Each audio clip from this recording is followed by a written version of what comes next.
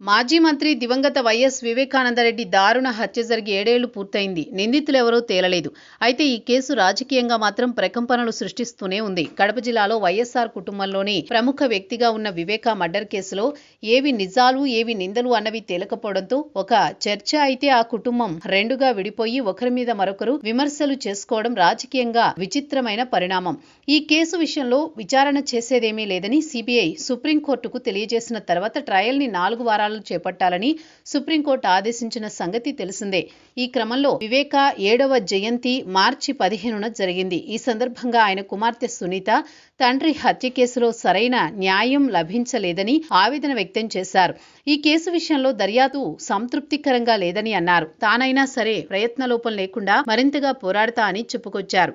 ఈ నేపథ్యంలో వైసీపీ నేతలు సునీత కామెంట్స్ మీద రివర్స్లో కౌంటర్ చేశారు. వివేకా విషయంలో ఆయన కుమార్తె సునీత వైసీపీ మీద అనుమానాలు వ్యక్తం చేయడం దారుణమని అంటున్నారు. ఇక వైఎస్ వివేకా మరణాన్ని గుండెపోటుగా సృష్టించిందే ఆయన కుమార్తె సునీత. ఆమె భర్త రాజశేఖర్ అని కడప ఎంపీ అవినాష్ సంచలన ఆరోపణలు చేశారు. ఢిల్లీలో ఆయన మీడియాతో మాట్లాడుతూ సునీత అక్క ఇదే విషయాన్ని 2019 మార్చి 16న సిట్కి ఇచ్చిన స్టేట్మెంట్లోనే స్పష్టంగా చెప్పారని ఆయన గుర్తు చేశారు. ఆనాడు ఆమె భర్త ఇద్దరు గుండెపోటు అని స్టేట్మెంట్ ఇచ్చారని ఆరోపించారు.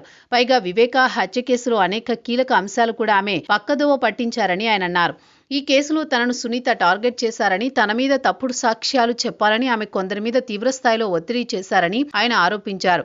తనని కేసులో అన్యాయంగా ఇరికించారని, దీనికి సిబిఐ కూడా సమాధానం చెప్పాలని అవినాష్ రెడ్డి డిమాండ్ చేశారు. వివేకా హత్య కేసు మర్డర్ ఫర్ గెయిన్ అన్న కోణంలో విచారణ జరిపించాలని సునీత ఎందుకు సిబిఐని కోరడం లేదని ఆయన ప్రశ్నించారు. అసలు వివేకా హత్య గురించి పోలీసులకు తొలుత సమాచారం ఇచ్చిందే తాను అని ఆయన అన్నారు.